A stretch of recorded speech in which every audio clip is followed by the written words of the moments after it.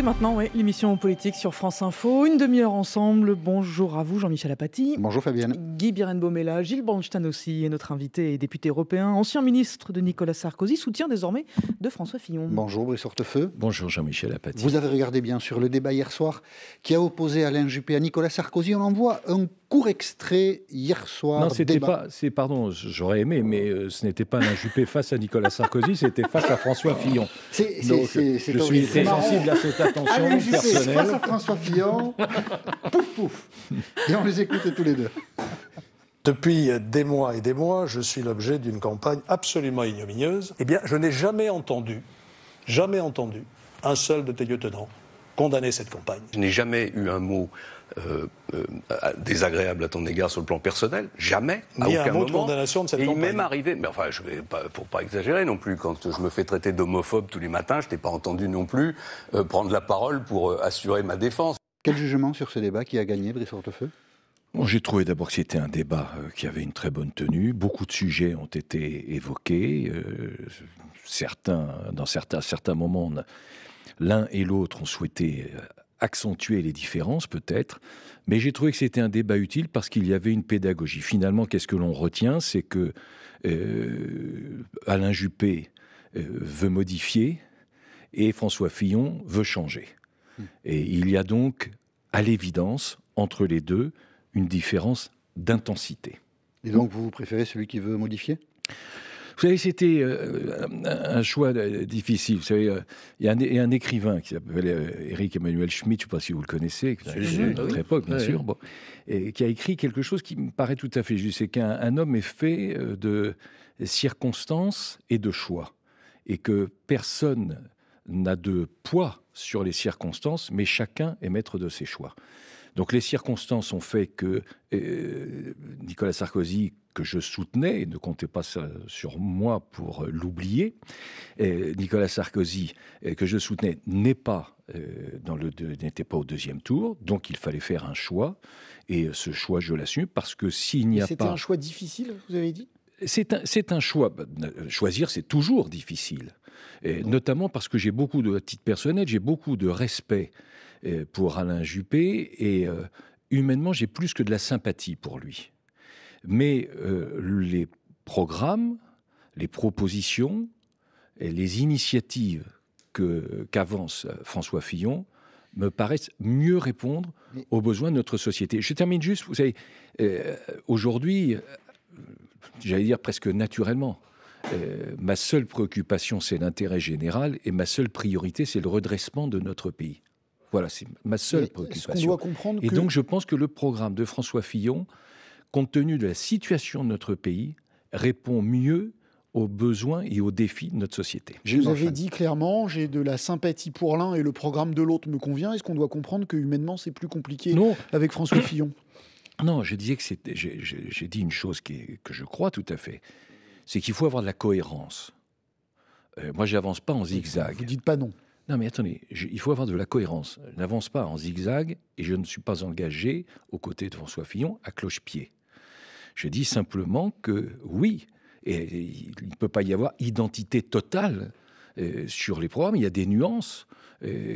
Tout n'est pas, je ne retrouve pas dans les programmes d'aujourd'hui tout ce que j'ai soutenu aux côtés de Nicolas Sarkozy. On va revenir sur les programmes. Mais je dis, mais la cohérence est du côté de François Fillon. Il y a une proximité plus forte avec les propositions de François Fillon. De l'avis général, François Fillon a gagné ce débat. Est-ce qu'il a gagné la primaire, d'après vous, Brice Hortefeux ?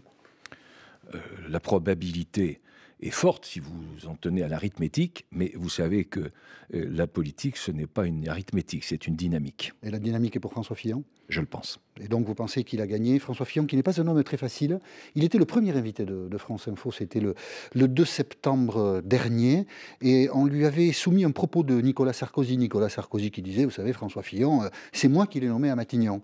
Écoutez la réponse de François Fillon à ce propos. Je ne me reconnais pas dans cette manière de faire de la politique qui est une manière clanique. Je l'ai fait, je l'ai nommé, il me doit tout. Mais qu'est-ce que c'est que cette conception de la vie publique ? J'existais avant Nicolas Sarkozy. Je crois même avoir largement contribué à le faire élire en 2007. Pas facile à vivre, François Fillon. Oh, mais il y a un point qui est incontestable, parce que c'est un principe constitutionnel. C'est le président de la République qui nomme le Premier ministre. Oui, donc, c'est pas ça la question. Donc le président de la République a choisi François Fillon. Monsieur Hortefeux, c'est pas ça la question. Non, mais, pas facile à vivre, François Fillon. Non, mais je rappelle le fonctionnement des institutions de notre République. Deuxième élément, je suis peut-être un peu mieux placé que vous pour avoir observé comment fonctionnait le gouvernement. J'étais dans le gouvernement de François Fillon, j'ai observé le fonctionnement. La vie commune, la vie partagée entre un Premier ministre et un président de la République, faut-il vous le rappeler, c'est toujours incroyablement compliqué. Est-ce que vous pensez que les rapports entre Michel Debré et le général de Gaulle étaient apaisés? Est-ce que vous pensez que les rapports entre Georges Pompidou et le général de Gaulle n'ont pas conduit à sa déclaration de Rome? Est-ce que vous vous souvenez des rapports entre Jacques Chaban-Delmas et Georges Pompidou? Est-ce que vous vous souvenez des rapports pour le moins éruptifs de Jacques Chirac, Premier ministre, avec Valéry Giscard d'Estaing? Tout ceci pourquoi? Tout ceci pour vous rappeler, et tout ceci pour souligner que le fonctionnement entre François Fillon et Nicolas Sarkozy, président de la République, et François Fillon, Premier ministre, a été sans doute le meilleur de la Ve République. Le meilleur de la Ve République. Vous avez dit, Brice Hortefeux, j'ai plus que de la sympathie pour Alain Juppé. Comment définiriez-vous vos sentiments vis-à-vis de François Fillon? J'ai travaillé en totale confiance avec lui. Je le connais bien, je le pense, même si c'est un homme secret, mais je sais qu'il est tenace et courageux. Secret, c'est-à-dire?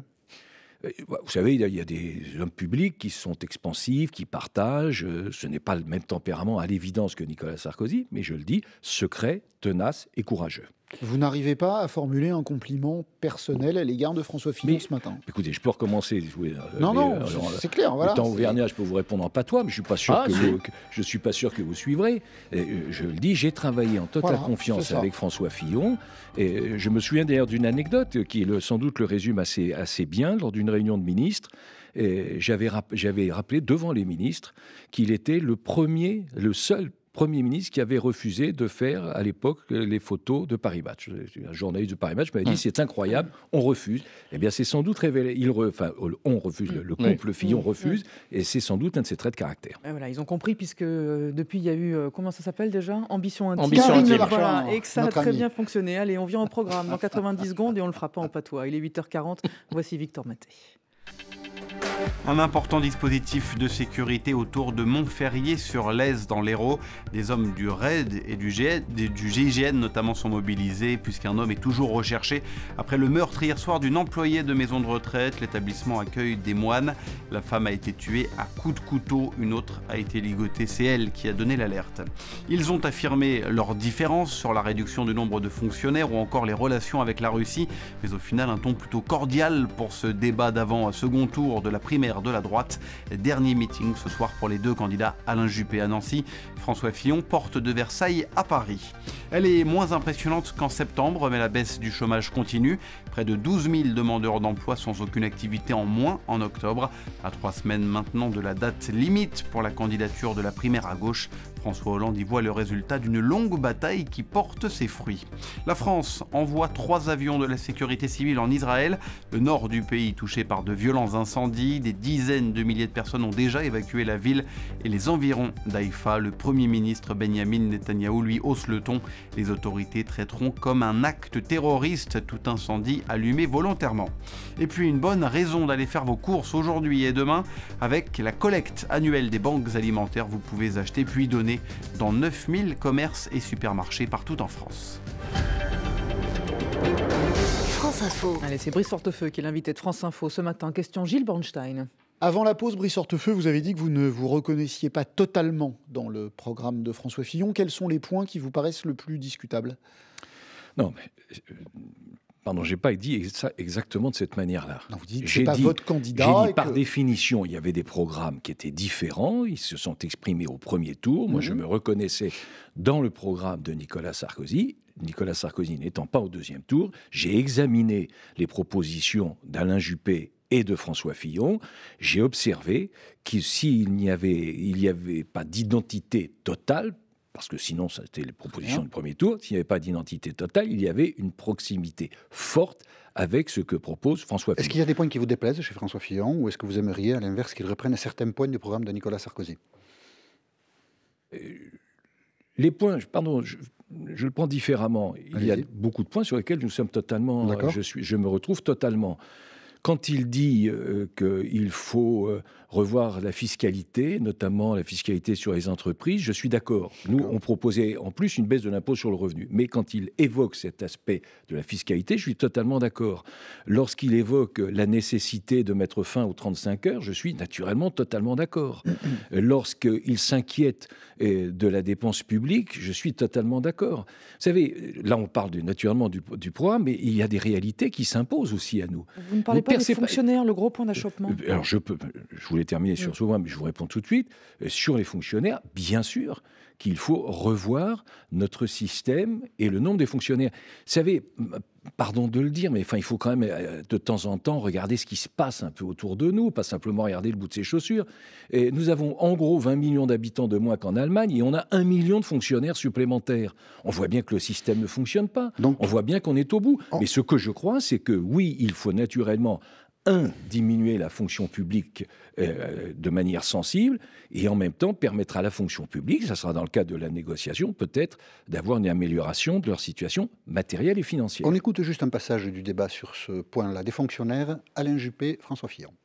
On ne fera pas, dans la fonction publique, une réforme consistant à proposer aux fonctionnaires de travailler 39 heures, 37 heures. Eh bien, ça ne se fera pas. Parce que ce n'est pas juste.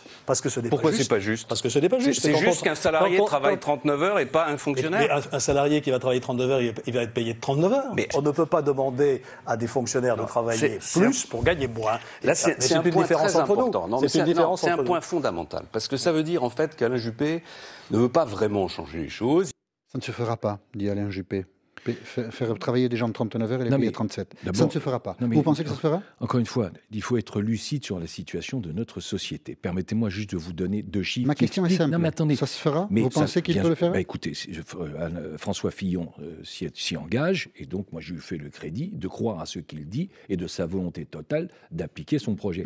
Mais permettez-moi quand même, au-delà des mots, des postures, des formules, quand même il y a des réalités moi, qui me frappent dans ces derniers jours. On a pris connaissance de 2 nouveautés.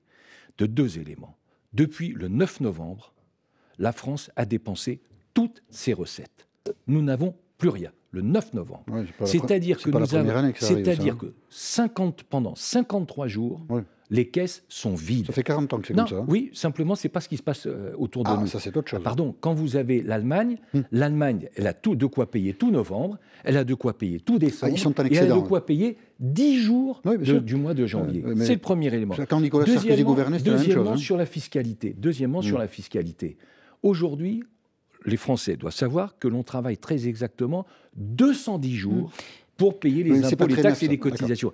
C'est-à-dire que l'on travaille jusqu'au 29 juillet. Tout ceci pour vous dire quoi ? Est-ce que ça peut continuer à l'infini ? Donc c'est pour ça que je pense qu'il ne faut pas modifier et il faut changer. 500 000 fonctionnaires de moins. Le chiffre vous paraît réaliste ou pas ? C'est le chiffre qu'avance François Fillon. Moi, c'est son projet, c'est son programme. Non, mais ça vous paraît réaliste ou pas ? En tout cas, ce qui me paraît totalement ce qui me paraît totalement réaliste, c'est la nécessité de faire un effort pour diminuer le poids de la dépense publique. Vous n'y mettriez pas votre chemise sur les 500 000 C'est le programme de François Fillon.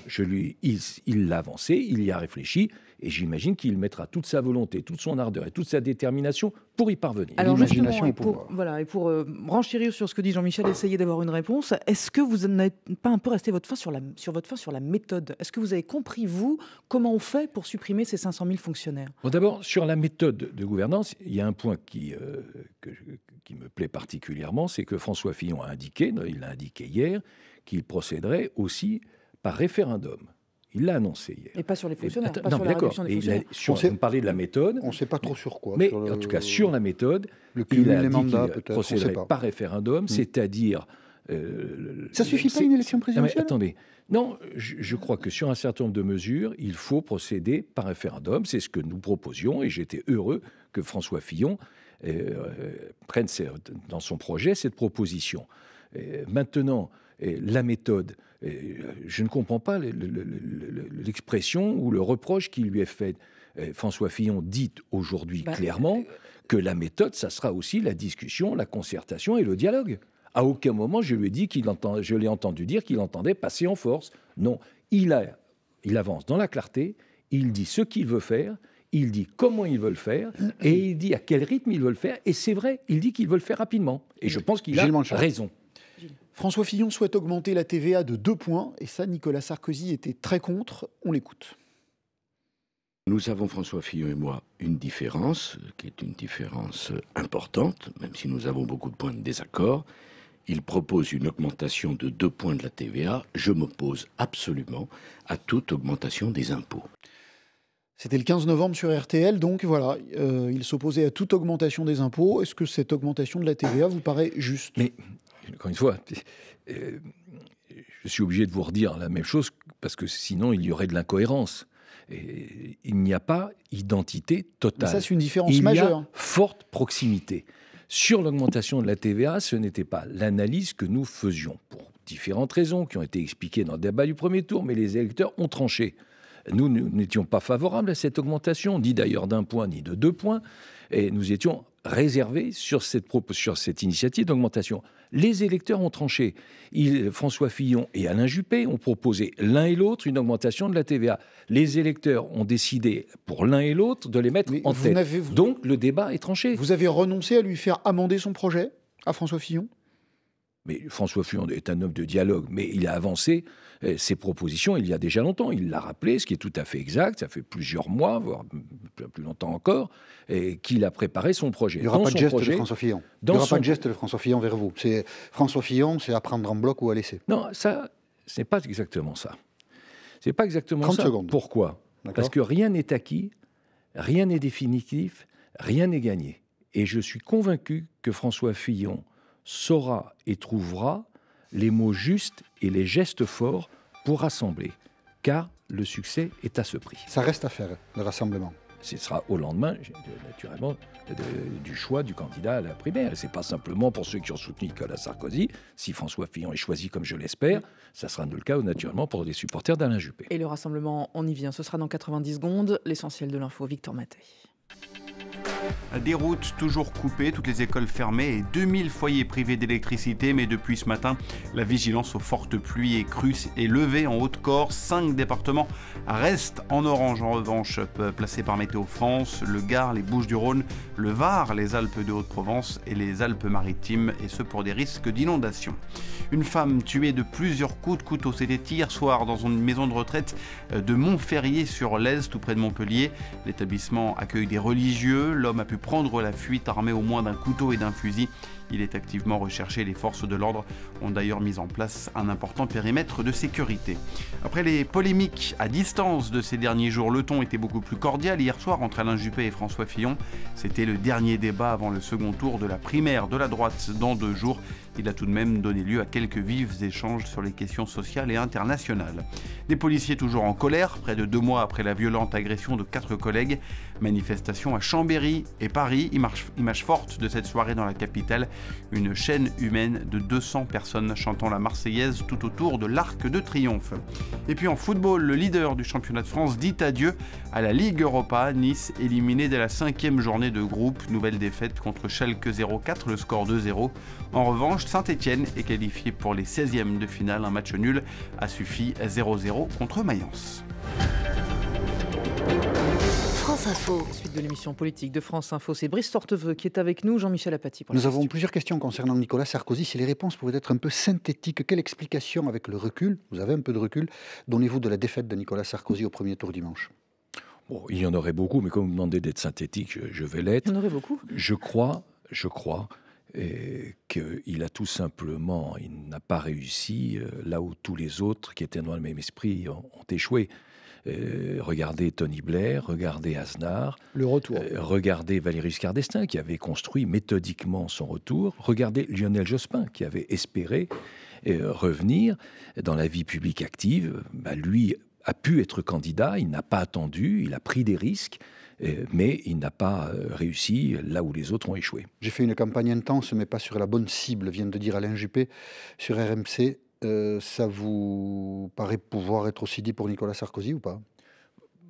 Nicolas Sarkozy est un homme de conviction. Il a dit ce qu'il pensait, ce qu'il estimait juste et ce qu'il fallait faire pour notre pays. Il a fait une bonne campagne. Oui, et en tout cas, lui a perçu, et honnêtement je l'ai perçu aussi, que c'est une campagne très particulière parce qu'il y avait une ambiance exceptionnelle dans son équipe. Vous savez, les périodes de campagne n'avaient pas de tension, il y a des rivalités, tout comme ça. Non, là, nous étions tous tendus, rassemblés autour de lui. Et donc, bien sûr, la déception est à la hauteur de cet engagement. Et à titre personnel, bien sûr, aussi une forme de tristesse. Mais monsieur Hortefeux, est-ce que vous n'avez pas noté que depuis que Nicolas Sarkozy n'est plus dans la course, on parle d'autre chose, on parle plus d'identité, on parle beaucoup plus d'économie. C'est peut-être en cela que la cible était ratée, non ? En tout cas, on a retenu ce que la presse a souhaité retenir. Je partage votre avis. On a beaucoup parlé de sécurité, c'est essentiel. On a parlé de migration, c'est un défi majeur. On a parlé d'identité, bien sûr. Mais par exemple, les propositions de Nicolas Sarkozy sur la fiscalité, je trouve qu'on a très peu parlé. Il était le seul à avoir proposé une baisse immédiate de l'impôt sur le revenu qui était de 10%. Honnêtement, c'est passé extrêmement rapidement. On a plus parlé de la double ration de frites que de la baisse des impôts. Peut-être est-ce, mais ça c'est une réflexion qui doit être une réflexion partagée, aussi bien pour les responsables politiques. Est-ce qu'il fallait le dire ? Est-ce que c'est une réflexion qui doit être partagée ? C'est-à-dire, c'est bien sûr la responsabilité de ceux qui s'expriment, mais c'est aussi la responsabilité de ceux qui répètent, qui commentent, parce que qui ces est petites exprimé. phrases ne sont pas faites pour être répétées, commentées. C'était pas une stratégie, ça. Non, je ne pense pas. Je pense que, vous savez, chez Nicolas Sarkozy, il y a beaucoup moins de stratégie que de sincérité. Enfin, s'il ne l'avait pas dit, on n'en aurait pas parlé. Voilà. Gilles Bonstein. Est-ce qu'il sera présent, Nicolas Sarkozy, dimanche soir sur une photo avec l'ensemble des vaincus pour montrer que tout le monde est uni ? Les socialistes l'avaient fait, on avait vu Martine Aubry soutenir François Hollande ce soir-là. Je ne le sais pas, ce que je sais c'est Vous le souhaitez ? Je ne le sais pas, ce que je sais c'est qu'il a immédiatement dit ce qu'il avait à dire, sans discussion. Ça aurait de la gueule. Oui, attends, il sera pas là dimanche soir. Pardon, je ne reprends pas tout à fait votre expression, mais ce qui est digne, c'est la manière dont immédiatement, par simple conviction, sans aucune arrière-pensée, il a dit quelle était sa décision et son choix. Et je crois que cette image d'expression responsable restera comme une image qui donne ou restaure la politique tant elle a été digne. Il est le président élu du parti politique Les Républicains, est-ce qu'il va démissionner ? Alors, je crois que dans les statuts, pardonnez-moi, j'aurais dû réviser, je n'avais pas pensé à cela, mais je crois que dans les statuts, dès lors que le candidat a gagné l'élection primaire, le vainqueur de l'élection primaire, il y a de fait une nouvelle organisation. Donc, mais il devient président ? Non, mais je crois qu'il y a quelque chose qui est prévu dans les statuts. Élu. Non, aujourd'hui, si vous m'interrogez sur les Républicains, il y a un président qui est un président Laurent Wauquiez. Et Laurent Wauquiez, par intérim. Il est par intérim, lui. Oui, mais je ne crois pas et je ne souhaite pas qu'il ait intention de démissionner. D'accord. Vous souhaitez que Laurent Wauquiez reste à la tête des Républicains ? Clairement. Guy Berenbaum. Est-ce que vous pensez que les accusations de Ziad Takieddine et plus largement les affaires qui existent encore, je pense notamment à l'affaire Big Malion, ont pu jouer un rôle dans la défaite de Nicolas Sarkozy ? C'est un très bon exemple, peut-être. Peut-être, oui d'ailleurs, certainement. C'est un très bon exemple. Vous venez de citer l'affaire Big Malion. Oui. Et vous l'avez donc lié à Nicolas Sarkozy. Et donc Et alors oui. On attend effectivement que le juge Tournaire dise si il n'est pas mis en examen. Dans l'affaire Big Malion, il n'est pas mis en examen. Non, il n'est en rien lié à l'affaire Big Malion. Est-ce qu'il est mis en examen ? Mais attendez, mais il n'est en rien l'affaire Big Malion. Pardonnez-moi, il est mis en examen. La réalité, c'est qu'il y a une procédure qui concerne un dépassement de campagne. Est-il mis en examen ? Attendez, mais sur ce sujet de campagne, sur l'affaire Big Malion, il n'est en rien mis en examen dans l'affaire Big Malion. En rien. Ça a joué, d'après vous, les affaires ? Mais non, mais vous voyez, c'est important parce que on associe son nom à une société dans laquelle il n'a aucun lien, aucun intérêt, aucun élément. Est-ce que ça a joué ?